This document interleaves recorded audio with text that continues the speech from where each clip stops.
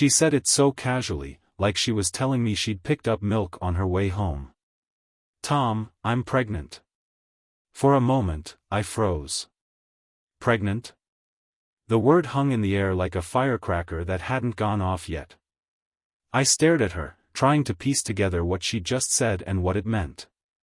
Her face was glowing, her green eyes sparkling with something I couldn't quite put my finger on. Joy? Satisfaction? Relief?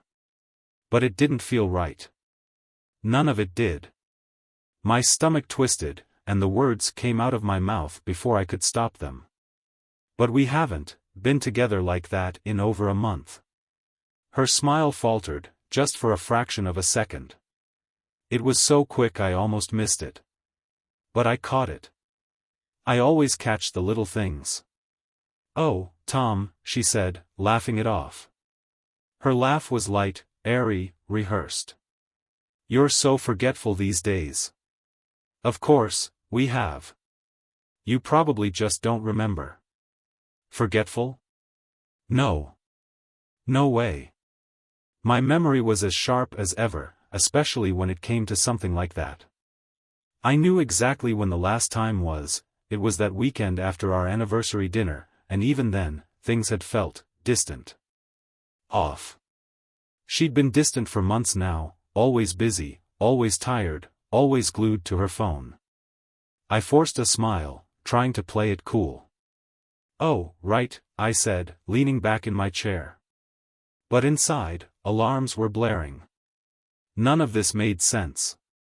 My wife, the woman I'd been married to for 6 years, was sitting across from me, telling me she was pregnant, and all I could feel was this gnawing pit of doubt. I studied her face, looking for cracks in her story. Amanda had always been a good liar, too good, if I was being honest. But now, I knew her well enough to see through the cracks. The way she avoided my eyes, the way she sipped her wine a little too quickly, the way her fingers fidgeted with her phone on the table. Something wasn't right. "So," I said, keeping my tone casual, "how far along are you?" She hesitated, just for a beat. "About 6 weeks," she said, her voice a little too bright. "I found out last week, but I wanted to be sure before I told you." 6 weeks. I did the math in my head. That put us right in the middle of last month. But last month, Amanda had been on a work trip for a conference. She'd been gone the entire weekend, texting me here and there, telling me how busy she was with meetings and networking events. She'd come back exhausted, claiming she needed a few days to catch up on sleep.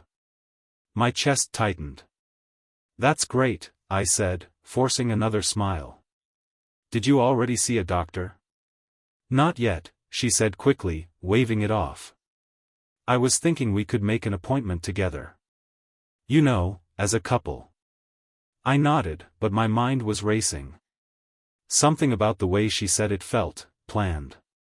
Like she was trying to keep me from asking too many questions. Like she needed time to cover her tracks. That's when it hit me. This wasn't just doubt anymore. This was suspicion.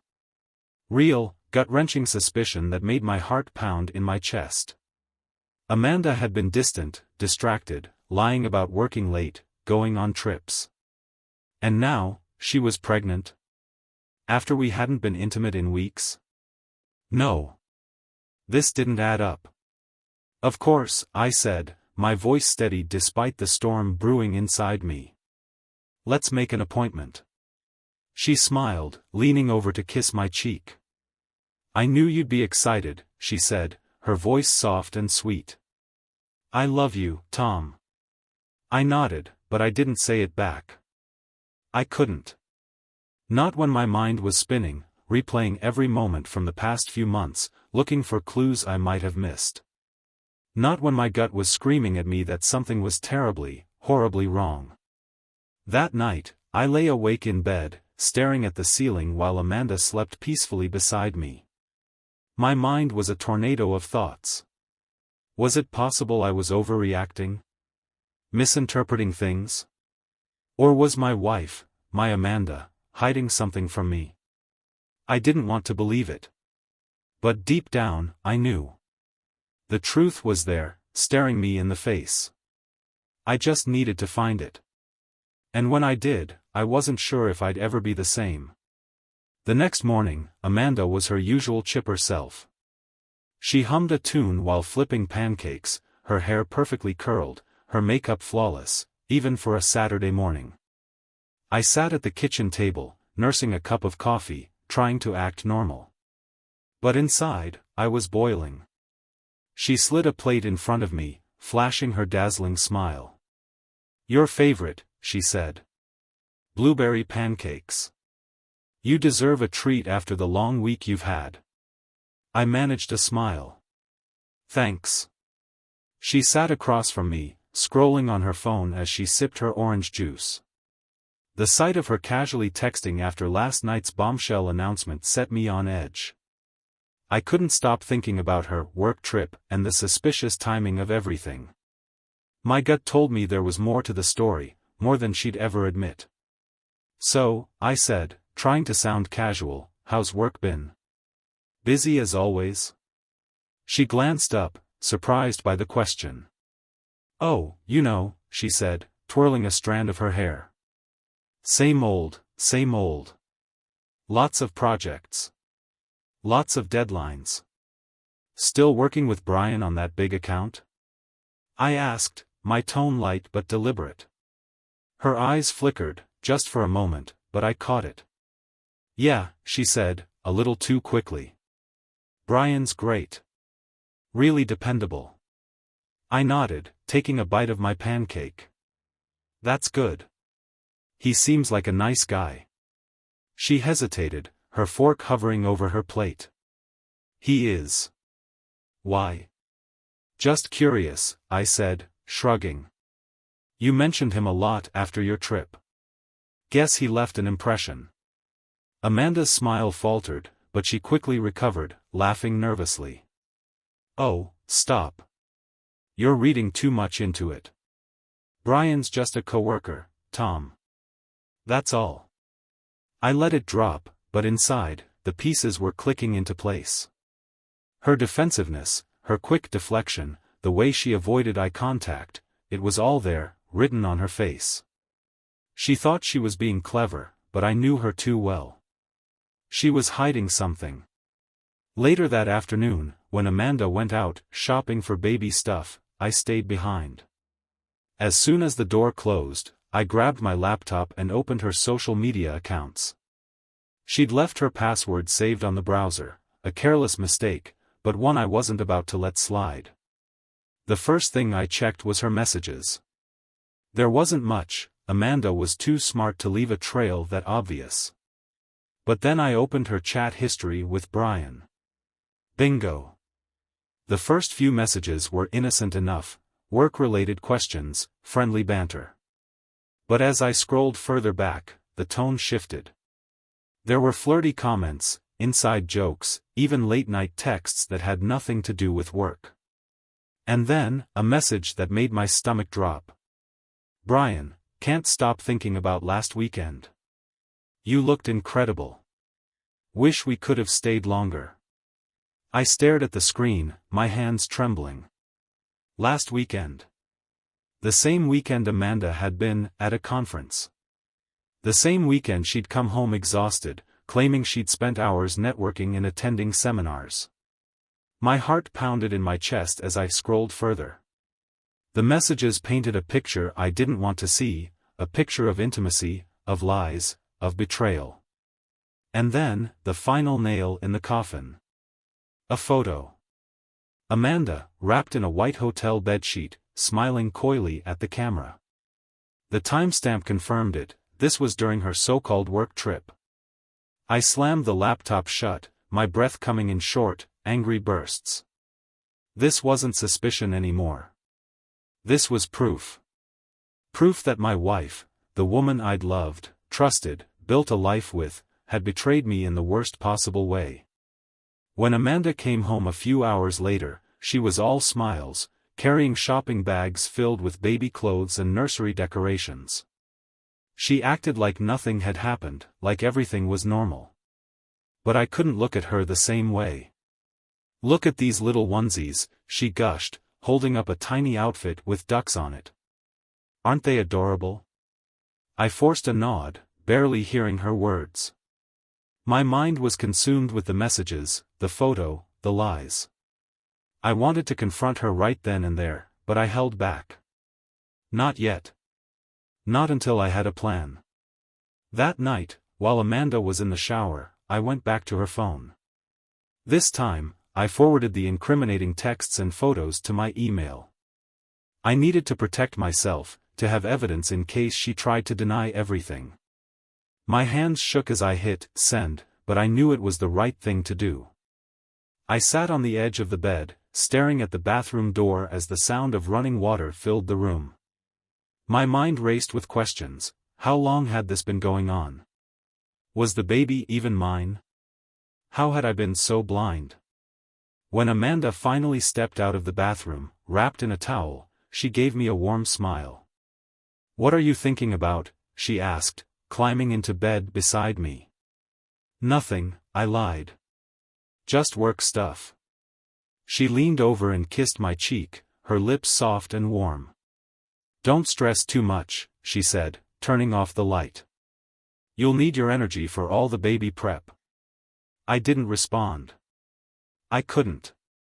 I lay there in the dark, listening to her breathing as she drifted off to sleep. My heart ached, my mind churned, and my gut told me one thing: this wasn't over. Not even close. The next morning, I woke up earlier than usual. Amanda was still asleep, her arm draped lazily over the pillow.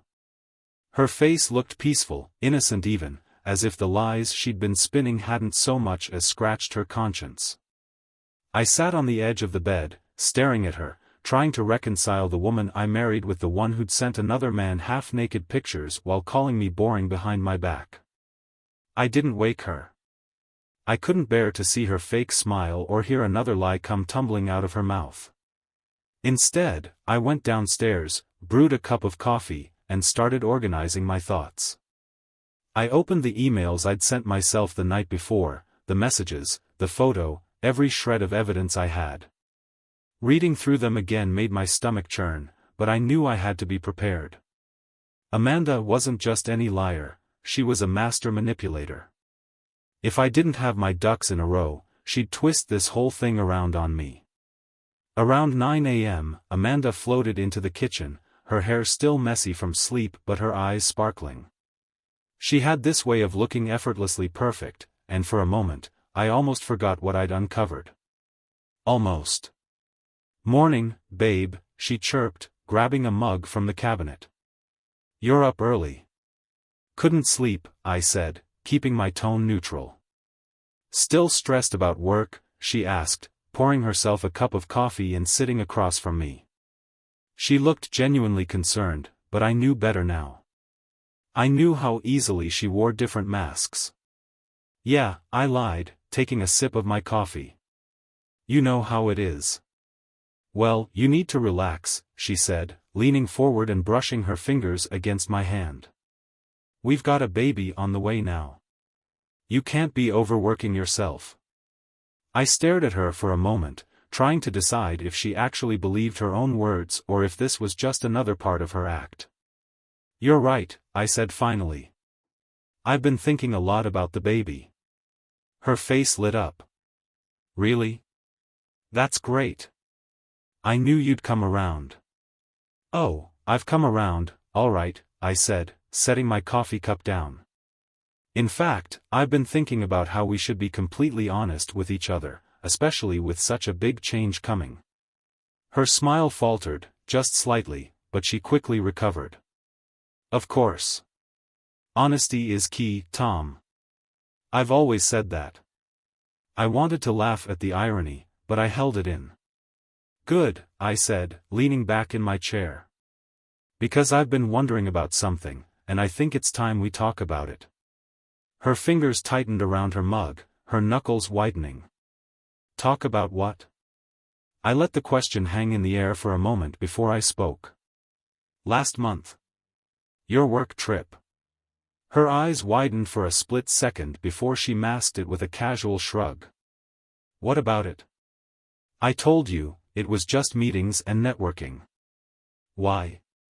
Because something's been bothering me, I said, my voice steady but firm. You were gone the entire weekend, and when you came back, you were different. Different? She repeated, laughing nervously. What are you talking about? You're being paranoid. Am I? I said, raising an eyebrow. Because I've been thinking about the timeline, Amanda. And I've been thinking about the baby. She stiffened. What about the baby? Are you sure it's mine? I asked bluntly. The color drained from her face.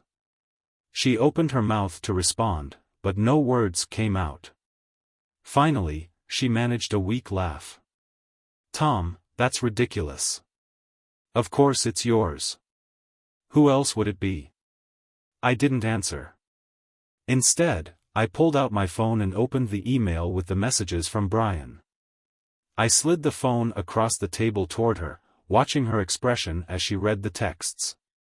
Her face went pale, her eyes scanning the screen frantically.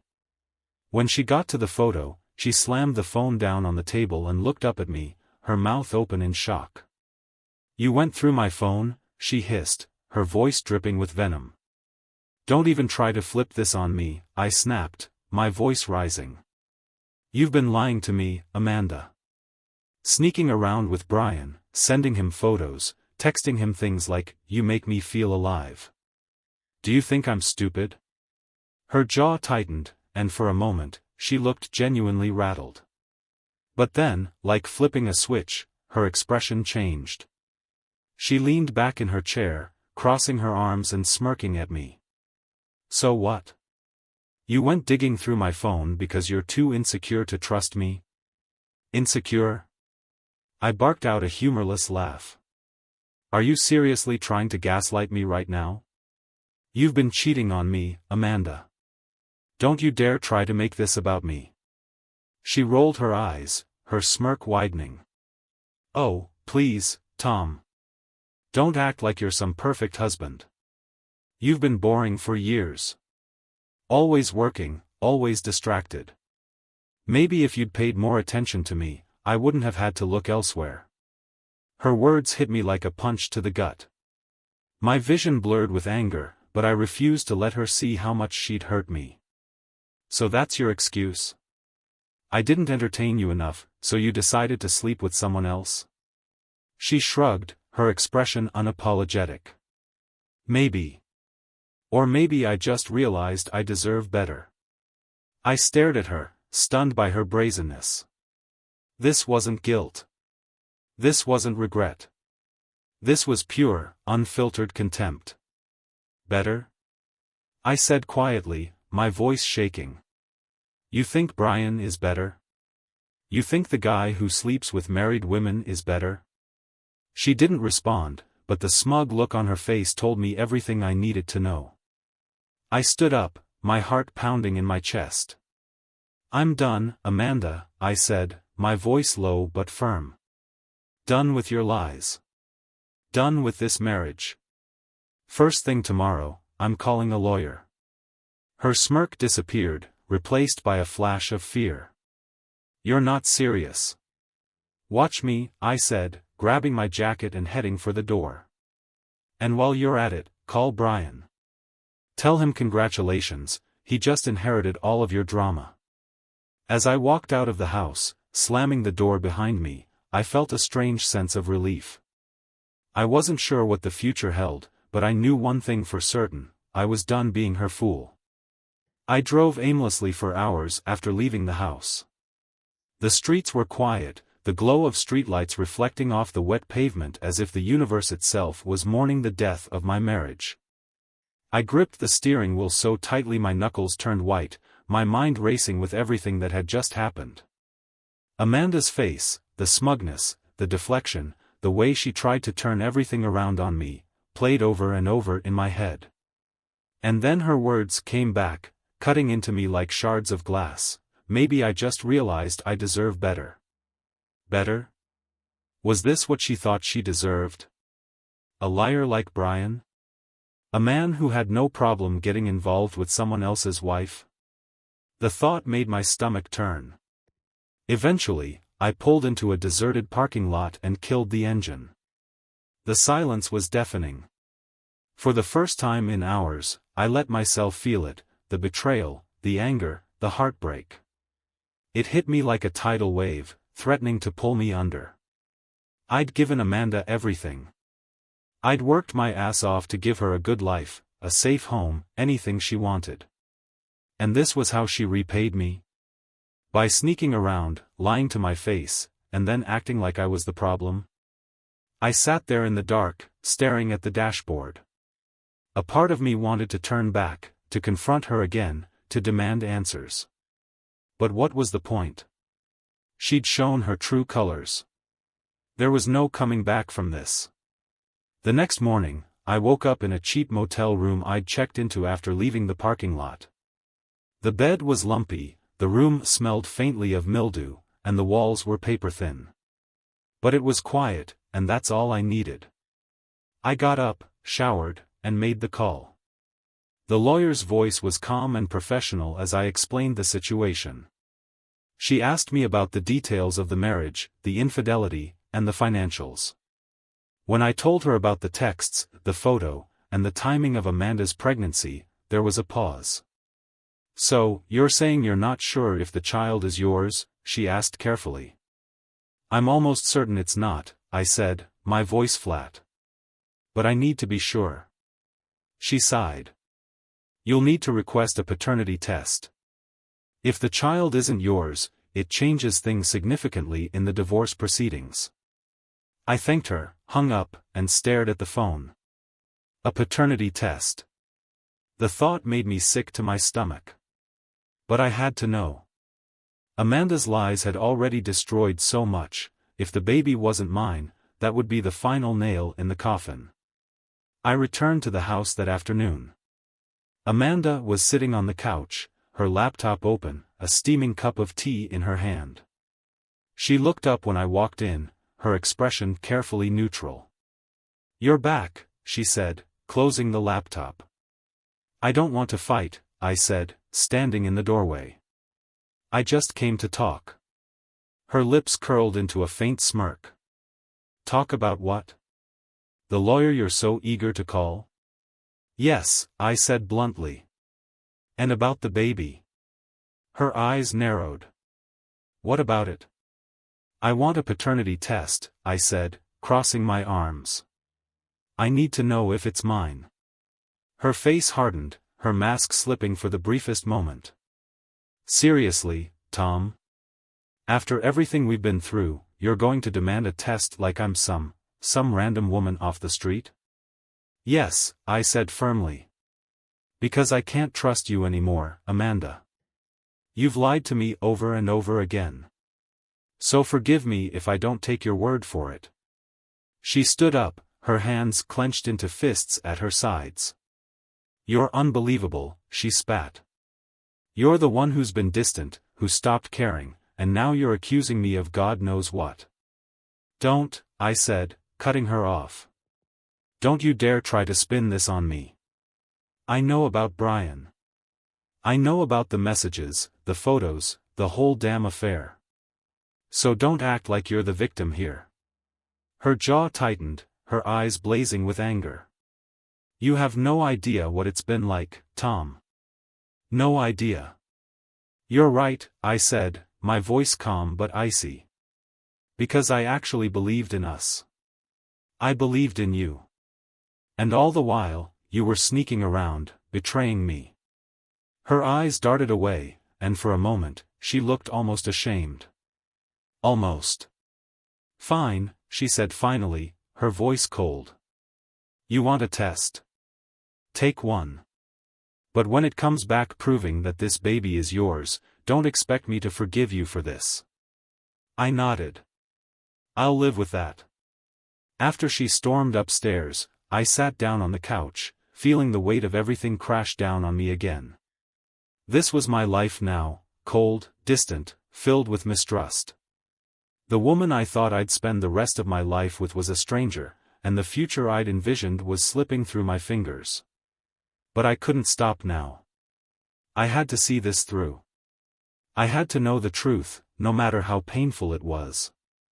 Because sometimes, the only way out is through. The next few days were a blur. Amanda didn't speak to me unless it was absolutely necessary, and when she did, her words were short and biting. The house felt like a war zone, the air thick with tension. But I didn't care. I had one mission, to get the paternity test done. On Wednesday morning, we went to the clinic together. The silence in the car was deafening, the kind that makes your skin crawl. Amanda stared out the window the entire drive, her arms crossed like a petulant child. I tried to keep my emotions in check, but my grip on the steering wheel tightened every time I thought about Brian and the lies she'd been feeding me for months.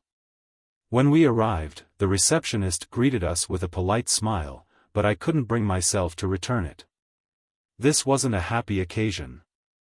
This was the moment I'd find out if the last shred of hope I had left, the idea that maybe, just maybe, Amanda wasn't lying about the baby, was real, or if it would be ripped away like everything else.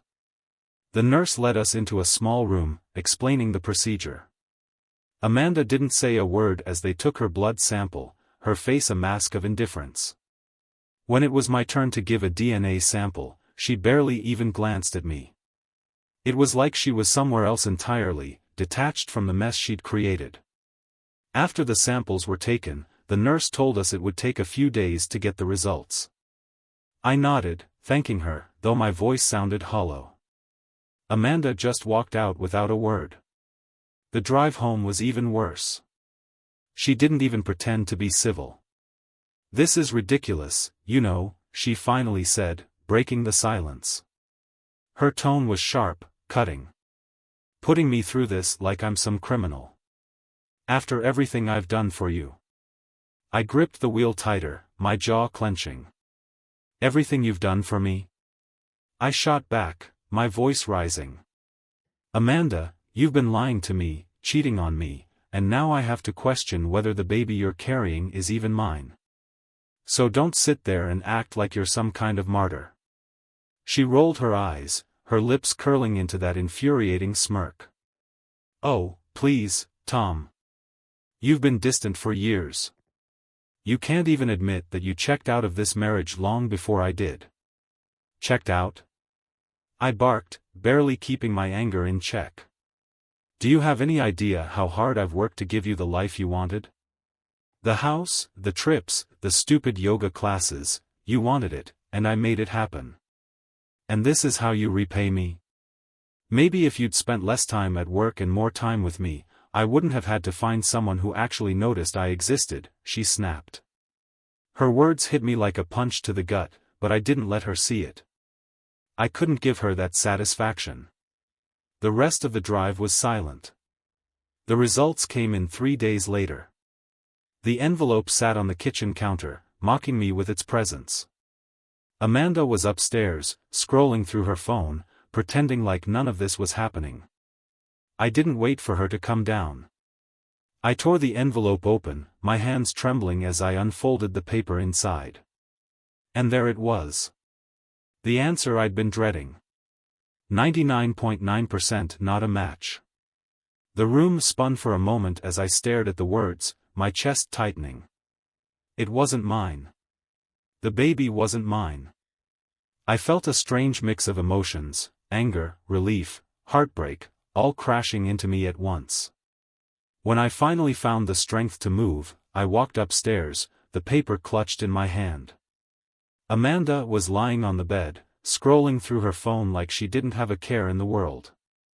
I stood in the doorway, holding the paper out. "It's not mine." She looked up, her face unreadable. For a moment, she didn't say anything. Then, to my utter disbelief, she shrugged. "Well, I guess now you know." "That's it?" I shouted, my voice echoing through the room. "That's all you have to say? I've been tearing myself apart over this, and you're acting like it's nothing. What do you want me to say, Tom?" she snapped, sitting up. "Do you want me to beg for forgiveness? Cry? Admit that I made a mistake?" Fine. I cheated. I lied. Happy now? I stared at her, my fists clenched at my sides. No, Amanda. I'm not happy. I'm disgusted. I trusted you, and you destroyed everything. She rolled her eyes, brushing her hair off her shoulder. Oh, stop being so dramatic. You're acting like you didn't see this coming. Maybe if you'd been a better husband, we wouldn't be here. I took a step closer, my voice shaking with rage. Don't you dare try to pin this on me. This is your mess, Amanda. Your choices. And now you have to live with the consequences. She smirked, that same infuriating smirk that made my blood boil. And what are you going to do about it, Tom? Leave me? Go ahead. See how far you get without me. I stared at her, my mind racing. For months, I'd let her manipulate me, make me doubt myself, make me feel like I wasn't enough. But not anymore. You're right, I said, my voice calm but firm. I am going to leave you. And trust me, Amanda, I'll be just fine. Her smirk faltered, but I didn't wait for her to respond. I walked out of the room, out of the house, and into a future that no longer included her lies. I didn't stop walking until I was outside. The crisp evening air hit my face like a slap, cooling the heat of my anger but doing nothing for the storm raging inside me. I stood there for a moment, staring at the house I'd worked so hard to make into a home for Amanda and me. Now, it just felt like a monument to her lies. I climbed into my car and drove. I didn't know where I was going, but anywhere was better than being near her. The roads were empty, the hum of the engine the only sound as I tried to sort through the mess of emotions swirling in my head. Relief. That was the first thing I felt. The test had confirmed what I already knew deep down, the baby wasn't mine. And with that truth came a strange sense of freedom. I was no longer tied to Amanda's web of lies. I didn't owe her anything anymore. But then came the sadness. The realization that the life I thought I was building, the future I'd imagined with Amanda, was gone. It was never real to begin with. She'd been playing me for a fool for months, maybe even years, and I'd been too blind to see it. The anger was last. It burned in my chest like a wildfire, growing hotter every time I thought about her smug face, her dismissive tone, her audacity to blame me for her actions. I wanted to scream, to punch something, to make her feel even a fraction of the pain she'd caused me. But I didn't. Instead, I pulled into a parking lot and sat there in silence, gripping the steering wheel as the weight of it all came crashing down on me. The next morning, I called the lawyer again. This time, I didn't hesitate. I explained the situation in detail, the affair, the fake pregnancy, the paternity test results. She listened carefully, taking notes, and when I was done, she gave me the clarity I needed. Legally, you're in a strong position, she said. The fact that the child isn't yours and you have evidence of infidelity will work in your favor. My advice is to file for divorce immediately. We'll handle the rest. I nodded, even though she couldn't see me. Do it, I said. I don't want to waste another minute. When I hung up, I felt a strange sense of calm. It wasn't over, not by a long shot, but for the first time, I felt like I was taking control of the situation. Amanda wasn't going to manipulate me anymore.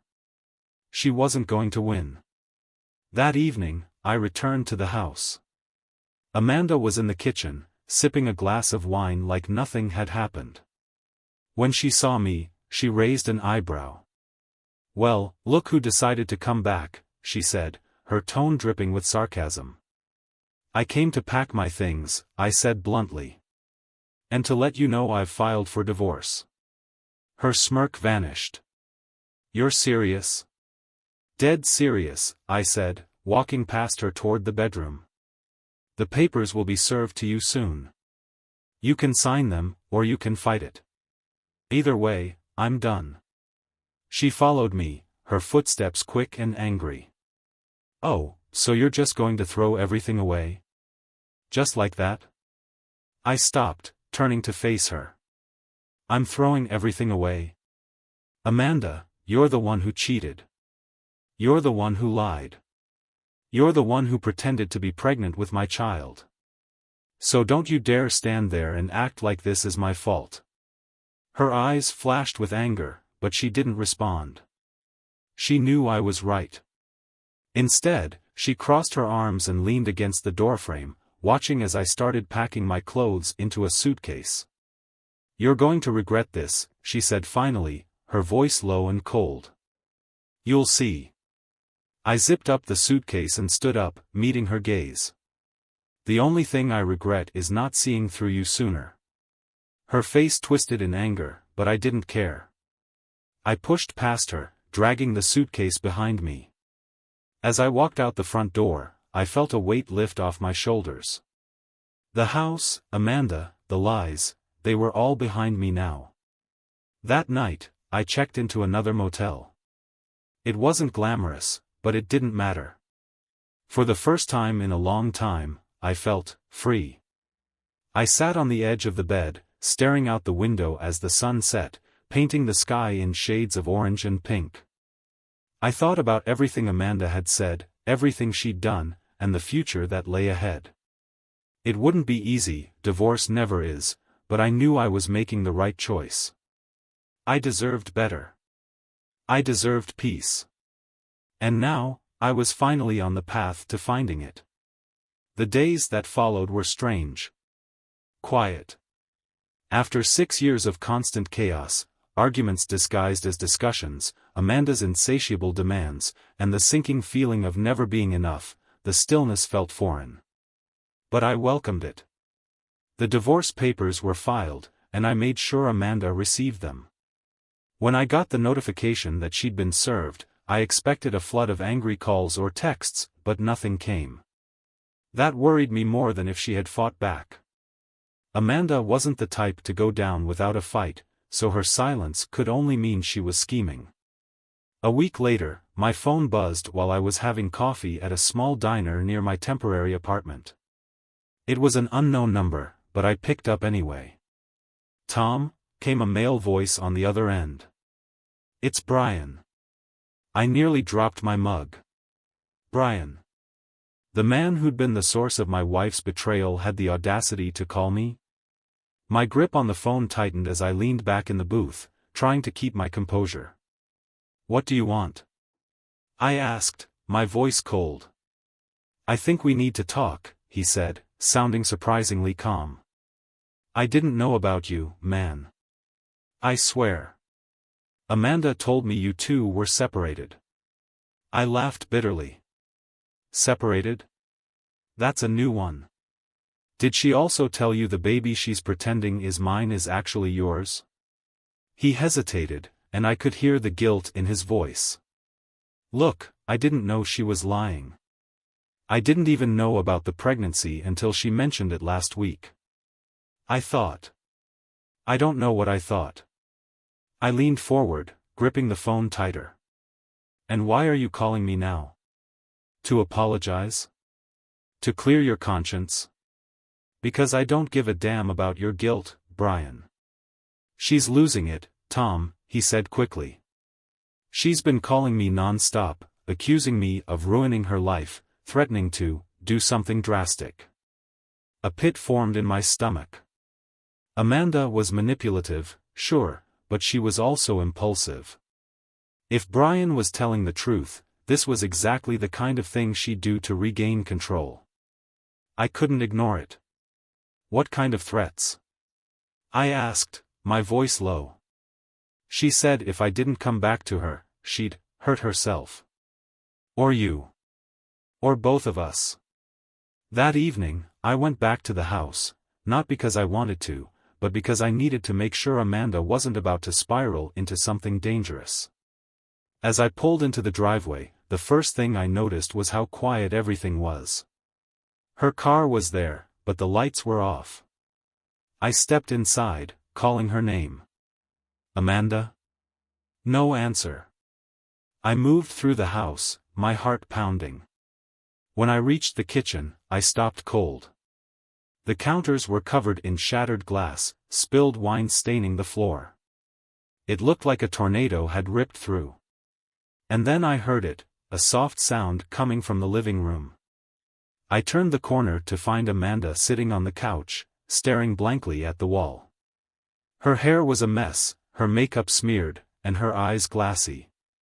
"Tom," she said, her voice barely above a whisper. "You came back." I stood there, unsure of what to say. She looked broken, but I knew better than to trust appearances with her. "Brian called me," I said finally. "He told me about your threats." She laughed bitterly, her head tilting back. "Brian," she muttered. "Of course, he'd run to you. Can't even face me like a man." "Amanda," I said carefully, stepping closer. "What's going on? What is this?" "This?" She gestured to the mess around her. "This is what happens when you push someone too far, Tom. You and Brian think you can just toss me aside like I'm nothing?" "Nobody's tossing you aside," I said, trying to keep my voice steady. "You made your choices, Amanda. This isn't about me or Brian. It's about you." Her eyes narrowed, and for a moment, the Amanda I knew, the cold, calculating manipulator, reappeared. "Don't you dare try to psychoanalyze me," she spat.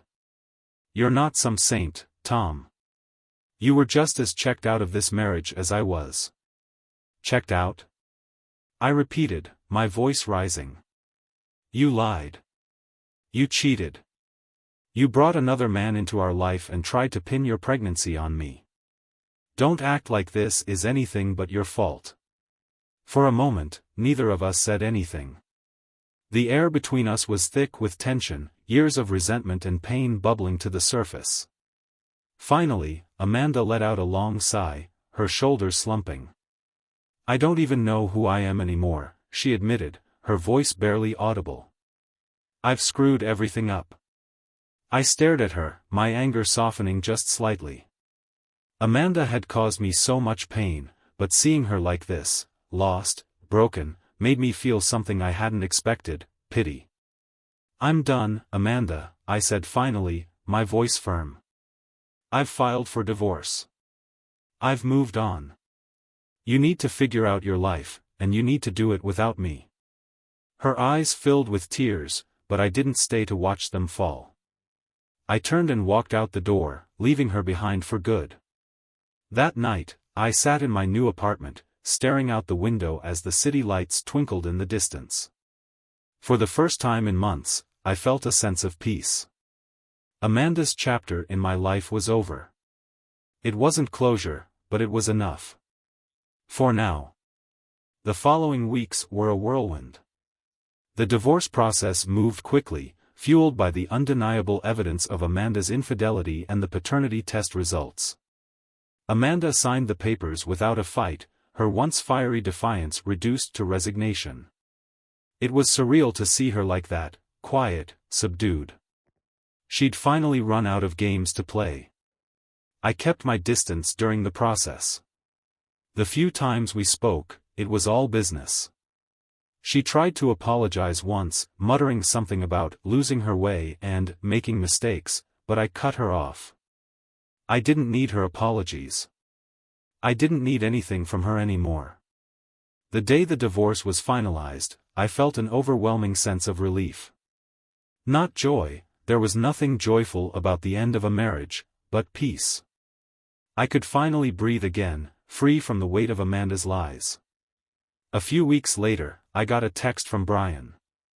I hadn't heard from him since that night he called to warn me about Amanda's threats. His message was brief. "She's moved out of town. Just thought you'd want to know. Good luck, man."